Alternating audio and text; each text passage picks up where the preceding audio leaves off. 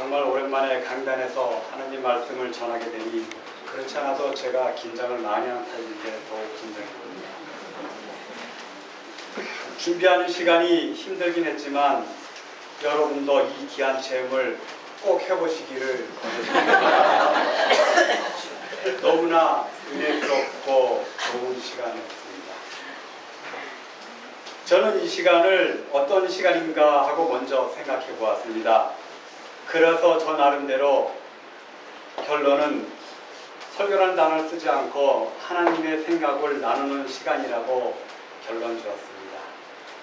오늘 나누게 될 하나님의 생각은 그 어느 누구보다 저에게 꼭 필요하고 저에게 하고 싶었던 말씀을 준비하게 되었습니다. 이 시간 여러분과 함께 같이 나누고자 합니다. 제가 좋아하는 연예인이 몇 있는데 그 중에 특히 저는 김재동을 좋아합니다. 얼마 전부터 새로운 토크쇼 톡투유를 TVN에서 진행을 하기에 저는 즐겨보고 있습니다. 다른 프로그램과 틀리게 여기는 패널들의 이야기보다는 객석에 앉은 방청객들의 사연이나 이야기를 더 많이 나누는 프로그램인데 지난주 방청객 이야기가 제 가슴을 울렸습니다. 이제 막 30을 넘긴 청년이었는데 마치 이 시대의 청년들이 자아상 같았습니다. 그가 스케치북에 써낸 제목이 나를 위해 한 푼도 쓰지 않고 있는데 이렇게 사는 게 맞나요? 였습니다. 그는 이 삼포세대답게 결혼도 인간관계도 포기하고 작은 벌이를 아끼고 또 아끼며 살고 있다고 합니다. 녹록지 않은 미래의 삶을 준비하느라고 그런다고 합니다. 게다가 모시고 사는 홀 어머니의 노후를 생각하면 더욱 긴장이 되어서 더욱 아끼고 모은 것밖에 할 수 없다고 말했습니다. 자신을 위해 쓰는 게 아깝고 누리는 게 죄스럽기까지 하다고 합니다. 그러면서도 내가 이렇게 사는 게 맞나 하는 회의가 들기도 한다고 말하더군요. 어떤 면에서는 삶을 살아가는 데 있어서 좀처럼 여유가 생기지 않는 제 모습을 보는 것 같았습니다. 나의 태양인 김은경 집사가 입버릇처럼 잔소리하는 말이 여유롭게 살아보라 이거든요. 제 핸드폰에는 나의 태양이라고 되어 있습니다.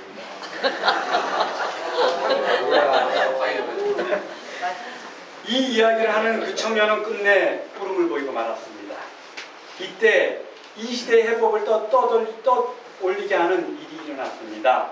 옆자리에 앉아있던 고등학생 아들을 둔 아주머니가 그 청년에게 마치 아들에게 하듯 등과 어깨를 토닥토닥 두드리고 쓰다듬어 주셨습니다.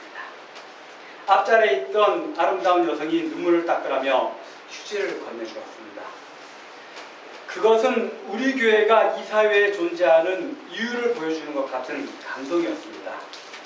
우리가 세월호 유가족들과 손을 잡고 또 보듬어 안고 1년이 넘도록 함께 울고 투쟁하는 그런 것, 또 소외된 이웃들과 함께하는 그런 것이 아니겠습니까? 오늘 저는 로마서 말씀을 중심으로 전주의 목사님 말씀에 이어서 성경에 관해서 하나님의 생각을 나누고자 합니다. 현대인들에게는 한 가지 공통점이 있습니다. 사람은 누구나 아름답게 행복하게 재미나게 살고 싶어 합니다. 하지만 현실은 참 고단하지요. 갈수록 태산이라고 하나의 일이 끝나면 또 다른 일이 우리 앞에 당도해 있습니다. 하루도 마음 편할 날이 없습니다. 그게 인생이거니 생각해 보아도 어려운 건 어려운 것입니다. 이렇게 살다 보니 우리 삶은 날이 갈수록 윤기가 적어집니다. 피곤해 보이고 뭔가에 짓눌려 있는 것 같고 뭔가에 쫓기는 것 같은 강박관념 속에서 목이 타들어가고 마릅니다. 목마른 누군가가 우리에게 다가와 물 한 잔을 달라고 해도 우리 속에는 그들에게 나눠줄 수 있는 생수가 부족합니다. 아니, 없습니다. 자기 삶에 만족하지 못하니까 의식하지 못하는 사이에 우리는 다른 사람들에 대해 냉담해지고 남을 판단하고 남을 비난하기 시작합니다. 자꾸 쌀쌀맞고 강팍해지는 것입니다. 다른 사람에 대해 화를 잘 내고 공격적인 사람을 생각해 보십시오. 그런 이들은 자기 자신에 대해 만족하지 못하는 사람들입니다. 그들은 채워지지 않은 어떤 욕구 때문에 항상 불만 속에서 살아가고 있습니다. 감사보다는 불평불만이 그들의 존재를 규정하고 있습니다. 불만에 잠긴 사람이 남을 배려하거나 관대하기는 어려운 일이지요. 사람들은 자기 속에 있는 것만 내어놓을 수 있다고 합니다. 자기 속에 평화가 없는 사람은 다른 이들에게 평화를 줄 수 없습니다. 자기 속에 기쁨이 없는 사람은 남을 기쁘게 할 수 없습니다. 자기 속에 웃음이 없는 사람은 남을 웃게 할 수도 없습니다. 자기 마음속에 따뜻함이 없는 사람은 다른 이의 마음을 따뜻하게 할 수도 없습니다. 자기 속에 하느님을 모시지 않은 사람은 하느님을 전할 수 없는 것입니다.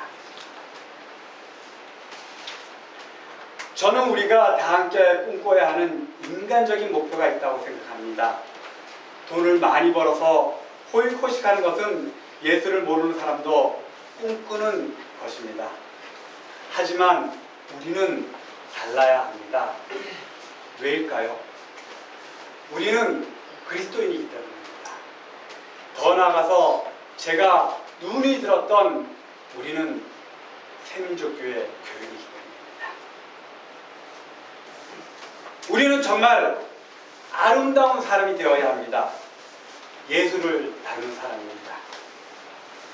예수님은 연약한 사람들을 정말 아낄 줄 알고 우는 사람과 함께 울고 웃는 이들과 함께 웃는 그런 분이셨습니다.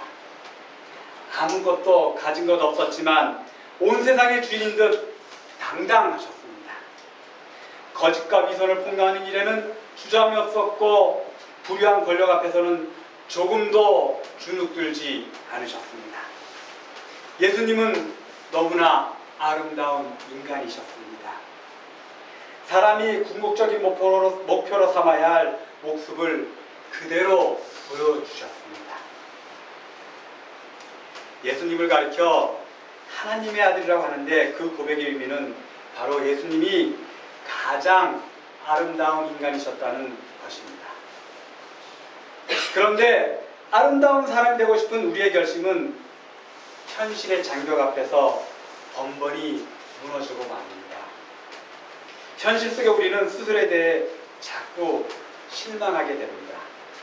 세속적인 기준에 따라 사람을 바라보는 일에 익숙해지면서 우리의 눈은 세상을 닮아갑니다. 이런저런 세상 일에 시달리면서 세상사 다 그렇고 그렇더라는 패배주의적 정서에 사로잡히고 마는 것입니다. 잘못된 것을 보면 뒤에서는 눈을 흘기면서도 정작 그 앞에 서면 외면해버리고 마는 것입니다. 달콤한 속삭임은 달가워하지만 쓰디 쓴 이야기는 들으려 하지 않습니다. 이렇게 우리는 예수님을 닮지 않고 세상을 닮은 사람들이 되어가고 있습니다. 왜 그럴까요? 성경에서는 아주 간단하게 말합니다. 성령이 우리 속에 없기 때문입니다. 오늘 본문은 아니지만 본문 앞에 로마서 8장 9절 말씀을 다 같이 찾아서 읽어보겠습니다. 로마서 8장 9절 말씀입니다.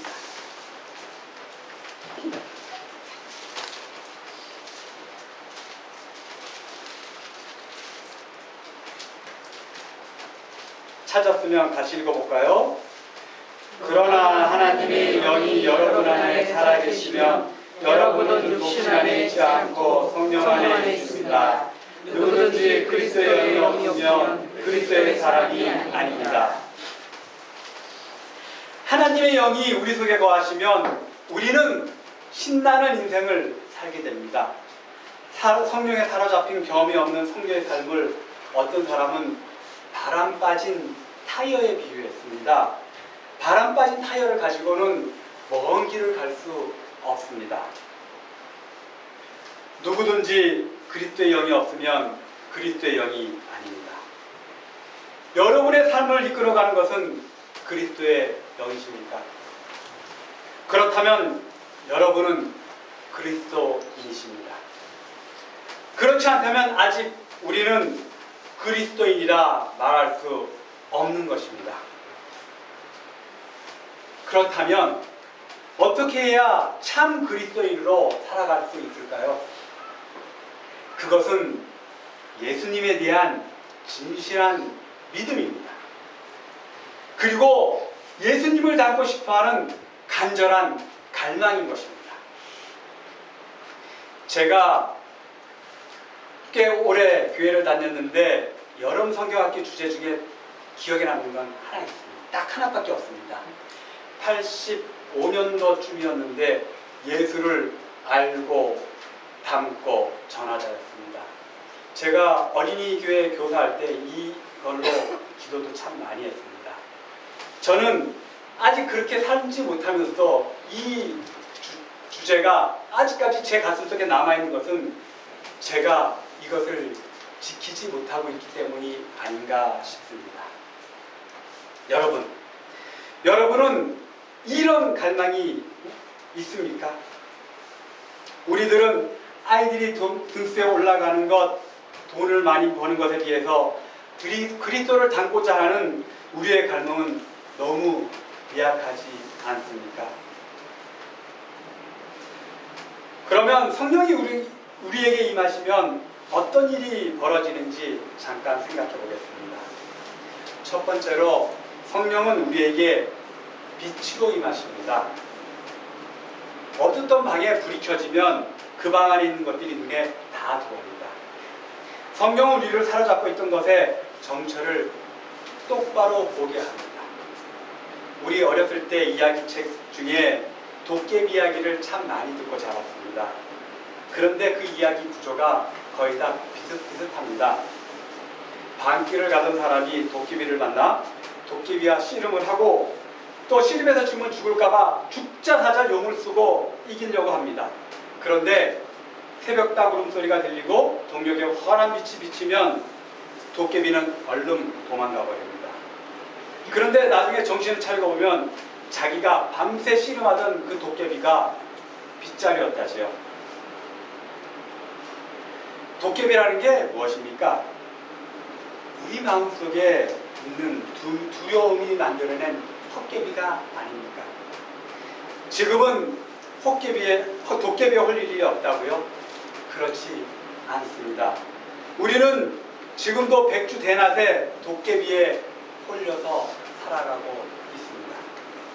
우리는 살아가는데 꼭 필요한 것이 아닌데도 죽기 살기로 꼭 붙잡고 씨름하는 것이 참 많습니다. 가만히 놔버리면 편할 것을 움켜쥐고 기력을 탕진하는 것이죠. 하지만 성령이 우리 속에 임하시면 우리를 사로잡고 있는 것들이 무엇인지 바로 보게 되는 것입니다. 성령은 우리 속에서 두려움을 몰아내고 꼭 해야 할 일을 하도록 우리를 바른 길로 이끌어주는 것입니다. 두 번째로 성령은 우리들 마음속에 기쁨의 샘을 마련해 줍니다. 그것은 속에서 솟아나는 샘물입니다. 아까 말씀드린 것처럼 자기 속에 기쁨이 없는 사람은 다른 사람을 기쁘게 할 수 없다고 했습니다. 이해하고 용서하고 화해하려는 마음을 불러일으킵니다. 남들과 대화를 거부하던 밴데이같이 속까지 좁은 마음을 넓혀주는 것입니다. 세 번째는 깊은 평화를 줍니다. 성령의 역사 안에서 허망한 정열로부터 자유롭게 되고 다른 이들에 대한 두려움과 적대감을 극복한 사람의 마음속에는 평화가 임합니다. 그는 과거에 대한 후회와 자책 때문에 괴로워하지도 않습니다.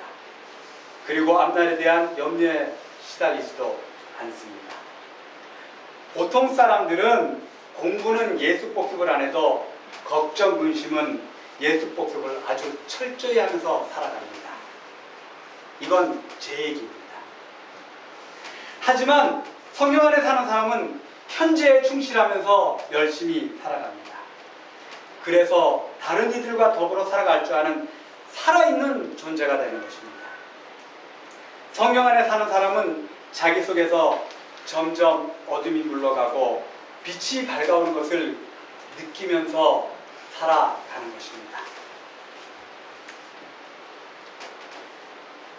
우리는 예배가 끝나면 이 자리에 일어나면 다시 세상의 고민 속으로 걸어 들어갑니다. 그 중에 가장 많이 차지하는 것이 무엇입니까?